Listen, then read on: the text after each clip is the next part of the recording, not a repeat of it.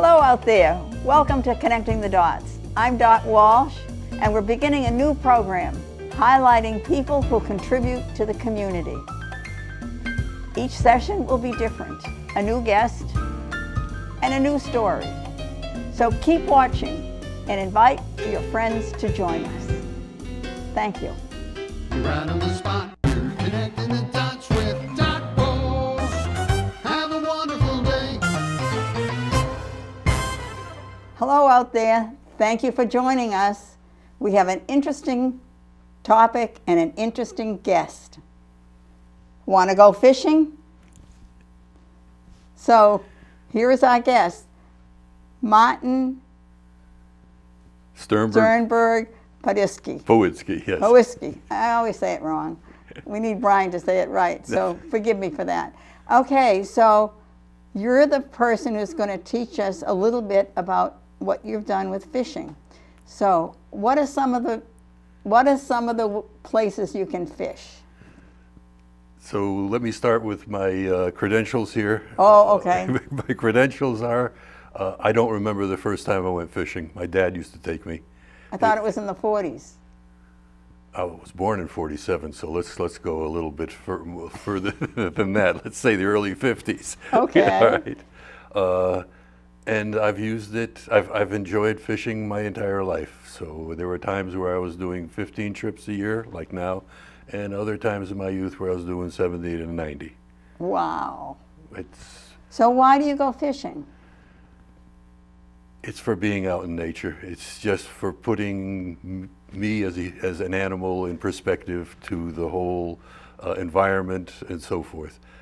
Now it's got some benefits to it, like you bring home fish for supper and so forth.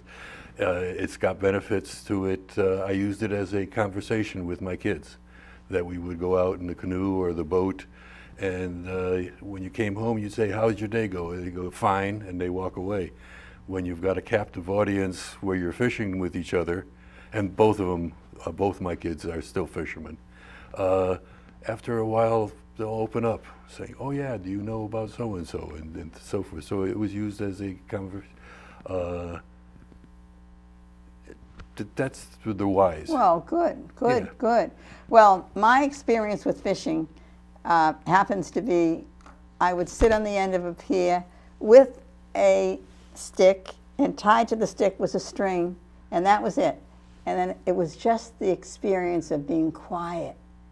Yeah. You know, that was wonderful. It was calming.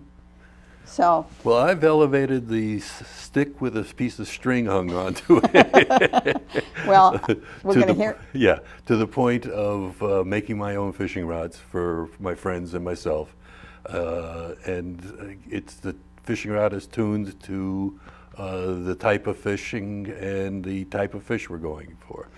Okay, so there are different places that you fish. So I know that one of them is the ocean, because I always see people out there fishing, but there are other places. Yes, I enjoy freshwater fishing as much as I do saltwater fishing.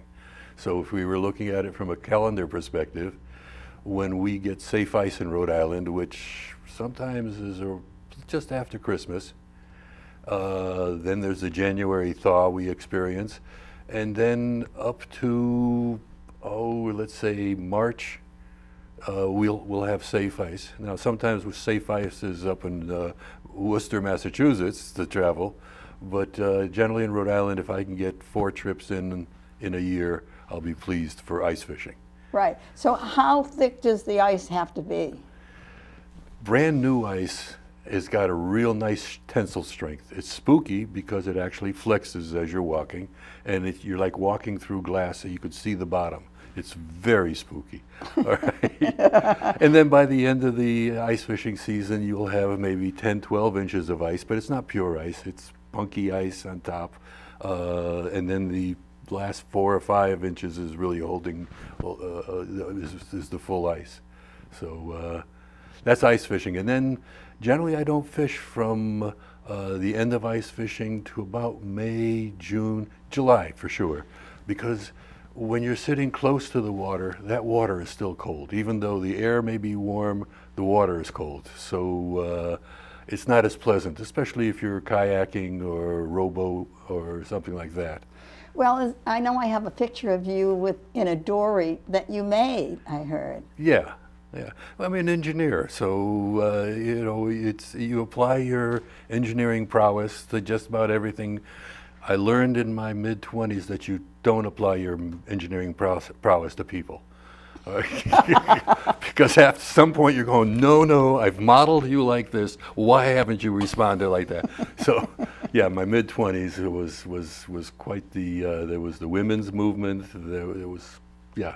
So let's just Challenges. Yes, thank you. Challenges is a good word for that. Okay, so different places that you go that you can fish. Yep. And what kind of fish do you get when you're ice fishing? Right. When you're ice fishing, for me, I use very tiny lures, almost like play rods, like one that you would, like a Barbie doll, a rod or something like that. And I'm looking for yellow perch, crappie, sunfish, and so forth. These are all panfish. They're called panfish because they're pan-sized fish. But also, they're only 2 or 3 years old. So they haven't picked up all the mercury and the pollutants in the water and so forth, so they're edible. Oh, good. Yes. So, and I know in the salt water they catch big fish. Yes. So, Well, again, you get tuna. I've seen tuna come in. I've been tuna fishing, but again, the tuna gear and where you have to go to deep water and so forth is such that it's easier to pay somebody To do it. to guide you there Right. than to actually own a boat and so forth. I Well, mean, how about how about bass?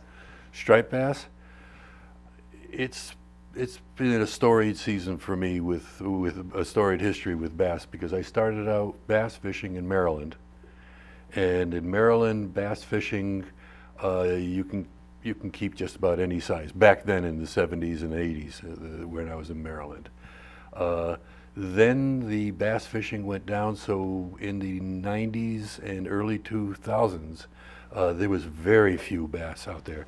But there was some minimum size regulations, but now everybody's trying to save the bass population. So we've got slot limits that says you can catch a bass and keep a bass only if it's between 28 and 31 inches. So there's a 3-inch. Oh yeah, they measure everything. I know that's the Yeah. government is doing that. And the DEM guys, the Department of Environmental Management, there's not very many of them. So when they catch you, according to the law, they can take everything involved in the catch away from you. Car, boat, fishing gear, and so forth. So you have to be real careful. Yeah, so they don't play. It's like when one walks up to you, it's not, hey, how's the family type thing. Okay, what about cod or haddock?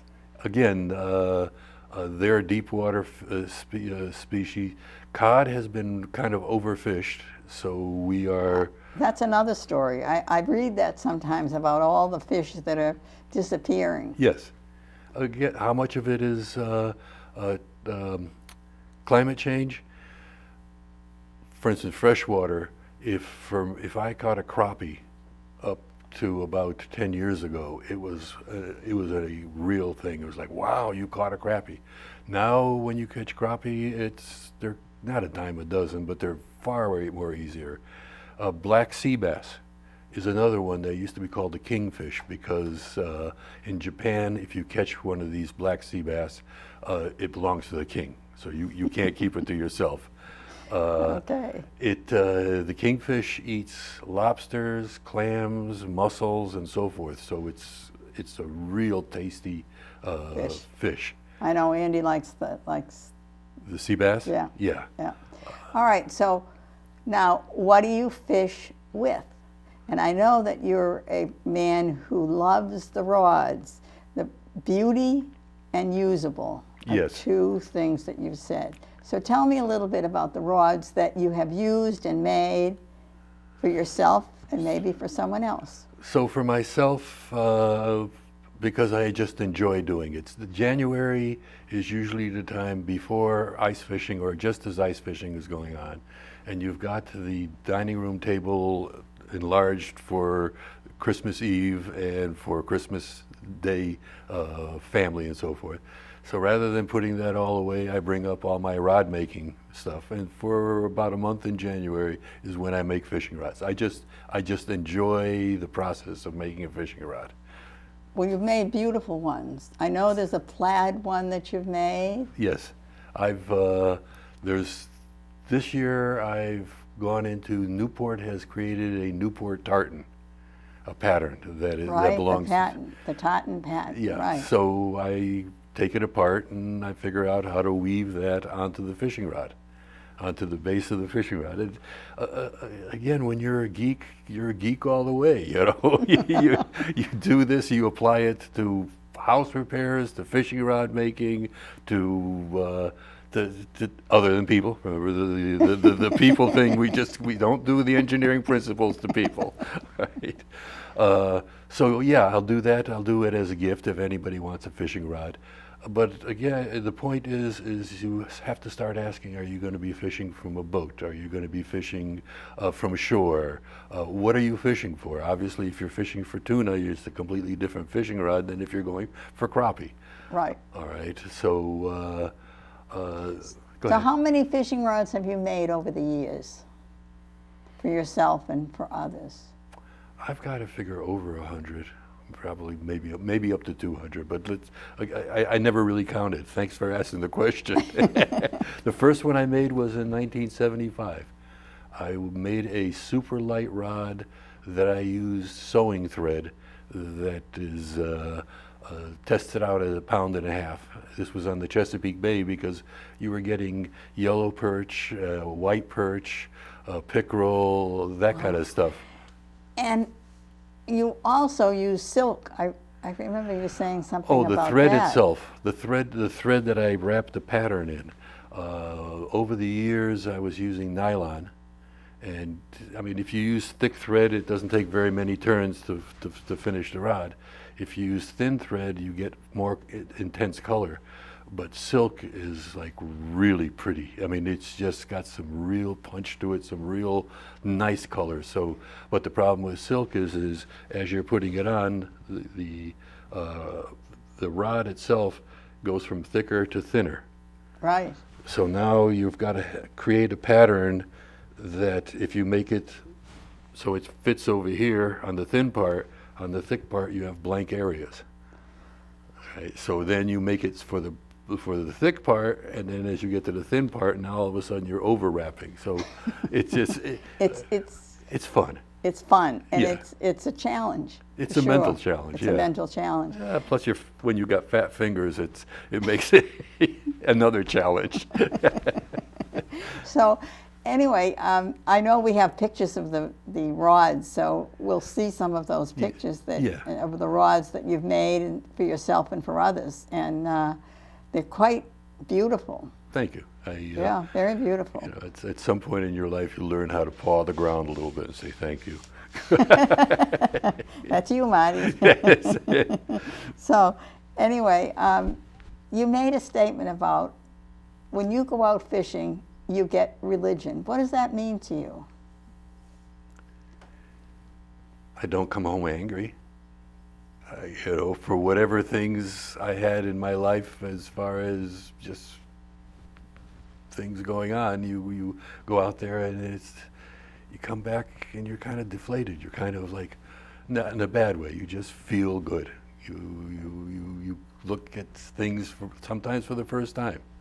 You know, I've been with Helen, or had been with Helen for 46 years. You come back from fishing and all of a sudden there's a new person there just because you have a different observatory platform on things. Right. It's just like going up to a, what is it, the whiteboards. You just clean everything off. Clean everything off. Did Helen go fishing with you? Yes. She did? Yeah, my kids did and I did. And the point is if you go out, like when I go with my buddies fishing, that's a competition. that is, I'm trying to catch more fish, bigger fish than you, or type of fish than the other guy. But if you bring your wife or your kids out, if you want them to come out again, you better show them a good time.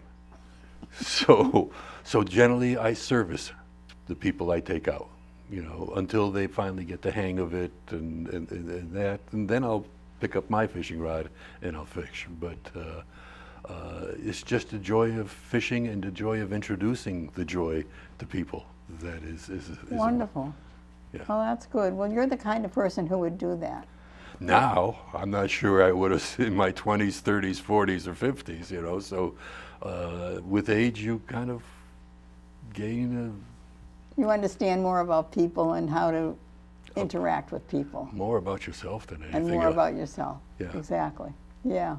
So, well, that's wonderful. Now, what about, I've heard people talk about fly fishing. What's that? Oh, I'm not the right person to ask about fly fishing, because fly fishermen, well, first of all, the actual thing of fishing, fly fishing, is that when you cast, it's not like you're just casting out there. You're taking a tiny little hook. I mean, can you catch something on a bare hook? Fly fishermen think so. And they'll put a little bit of thread on there, they'll put a little bit of hair on there, they'll put a little eyes on there, and they have these tiny little flies. Because, I mean, when you're out in the water, especially in the evening, you see these little circles coming out of the water, and that is an insect has landed on the water, a fish has come up and gulped it in. All right, so you could see the circles. So as a fly fisherman, you go back and you cast back and forth, trying to put this tiny little hook out in the water. It doesn't work. I go to Satchwest and I see all these guys standing there and they're throwing their, and then I see them as they leave and they've got a bucket and I said, "Did you catch anything?" And they say, "Nope, Nope. nope, nope." I've never heard anybody say that. Yes, I did. But when I started this statement about fly fishermen, and if a fly fisherman is watching this show, they're not going to be pleased with what I'm about to say. They have become so purist. The little finger in the air. They've got to have an Orvis vest. They have to. These are all companies. For instance, a fly fishing rod, paying $500, $600, $800 for one is nothing. That's it, so forth. But from a rod building perspective, I'm looking and I'm saying, you've got these tiny little guides which cost nothing because they're snake guides. And the rod itself, I'm afraid they fluffed up the price on these things. And so to fly fishermen, they seem, my opinion, they seem to have an attitude that if you're not a fly fisherman, you're not a fisherman. Well, I don't think those are the guys that I see at Satchwest, but I'm sure that there's that other level. So yeah, that's sorry for bringing up I'm sorry that you brought up the fly fishing thing, because now I'll be getting nasty letters and people picketing my house. No, oh, that won't happen. So could you not put my name out as a contact here? Marty, okay. So, all right, what else would you like to say about fishing? And fishing since many years of your life.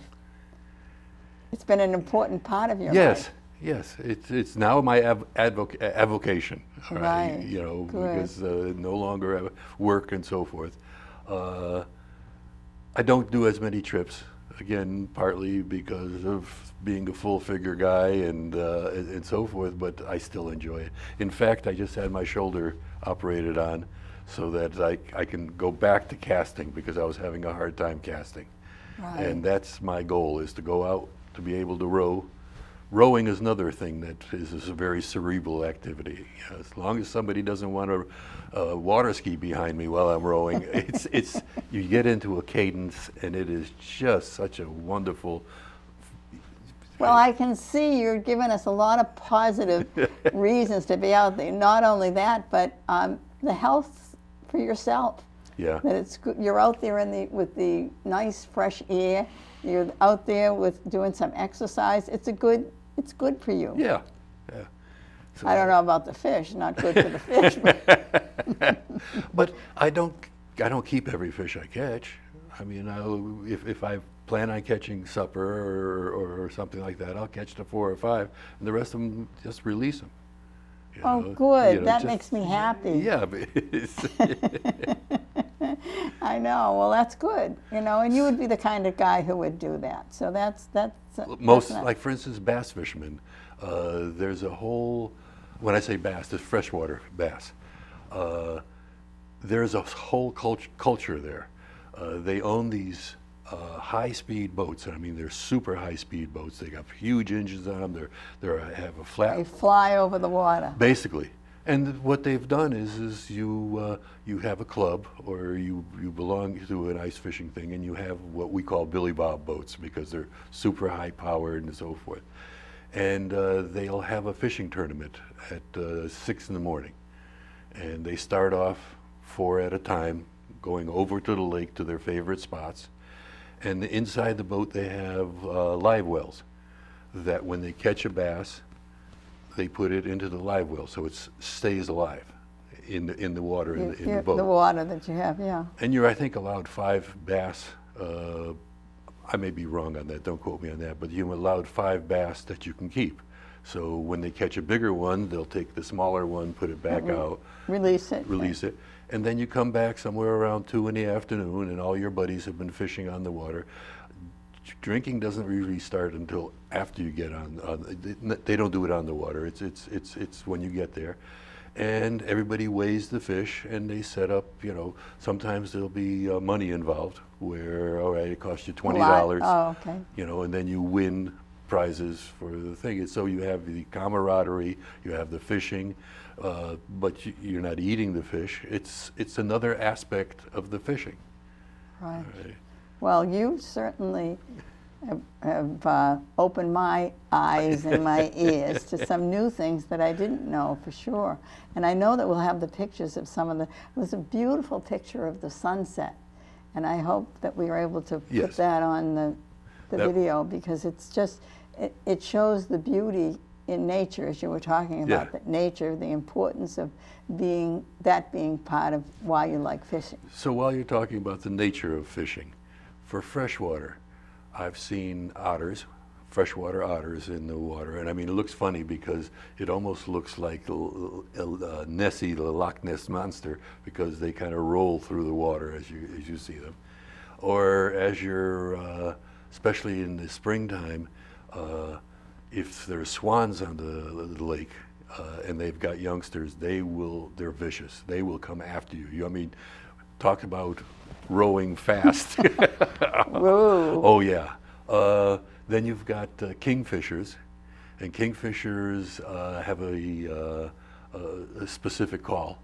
So as you're fishing the shoreline and you get to a kingfisher, oh, he gets very angry, or she gets very angry, and they start yelling at you and so forth. Eventually, they'll fly about 20 yards in front of your boat, and you go through that whole thing again, because when you get to the thing, they get angry at you. Why are you moving me from my spot? And they'll go another 20 yards and like that. So you follow the bird. Ospreys, to see ospreys working the water. I've seen, well, I'm looking, I've got 5 minutes. I went to a ice fishing place on the Connecticut River up in New York, or Massachusetts, near the Mohawk Trail. And I saw an eagle on the ice. On the ice? On the ice, yeah. They had. Wow. Yeah, all right. And That's unusual. I said to the youngster, I said to the guy, the local, I says, hey, look at the size of that eagle. I didn't realize how big they get. He says, oh yeah. He says, there's a little island over there that has a nest on there. And what they do is, late winter, they'll go up there and they'll put a camera in. He says, and my buddy has a job watching the camera. I says, what do you mean watching the camera? He says, well, he says, the camera is pointing in the nest, so as the youngsters, the chicks and so forth come on, they feed that to the elementary schools and so forth, so the youth could see it. And I said, and he has a job doing this? He says, oh yeah, he has a job. He says, when an eagle comes by with a kitten, he's got to blank out the screen so the kids don't see it. Oh, gosh. I says, kitten, how many kittens did they have to bring in? He said, well, last year when we cleared out the nest, there was 19 collars in there. So Oh, my gosh. I'm not sure if you want this in the. Anybody to see it? Well, But it's a kind of a cute. eagles do that. Yeah, it's Yeah. a funny story. Yeah. It's Yeah. I would never think of them picking on little kittens, but who knows? cats, kittens, whatever. Right. Yeah. Well, what else would you like people to know about fishing that you know and you want to share with them?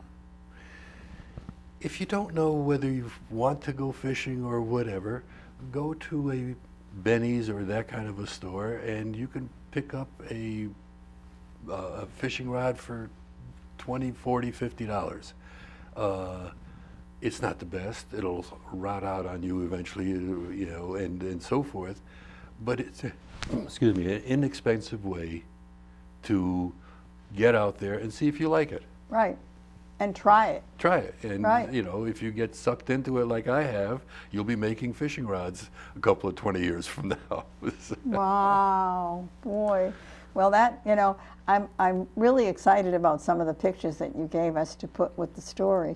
And your story is really, it's a life story. It is. I mean, I'm not embarrassed to tell, you know, I got other stories, but let's leave these Right. for this time. Right. Well, very good, Marty. You're an interesting person. I know you from playing cribbage. Yes. So now I'm learning about fishing. Thank you. So, you know, out there, do you want to go fishing? Yeah. Yeah. Yeah. Try it. You might like it. Yes. Okay. All right. Well, thank you, Marty, for being with us. Thank you. Anything you want to say in closing? No, not especially. I mean, Can people get in touch with you? certainly. Okay. There's the Gmail address that you can send me stuff. Hopefully, if I get a package and it's ticking, I will put it underwater. From all those. From the fly fisherman. fly Oh no, the fisherman. fly fisherman. No, if the fly fisherman watches this, I am going to be. No. Anyway, so that's good. So it's been great to have you here. Thank you. And I look forward to seeing the entire show with the pictures and everything, and we'll make sure that you get a copy. Please, thank Right. you. Thank And you, Dot. Thank you for being with us. Thank you out all. there. Thank you, and watch us again. All right. Thanks, Marty. Thank you. Thank you for watching. If you have a question or you want to recommend someone to come on the show, please email me. Once again, we enjoyed having you with us. Have a wonderful day. Right on the spot, we're connecting the dots with Dot Walsh. Come and see us again.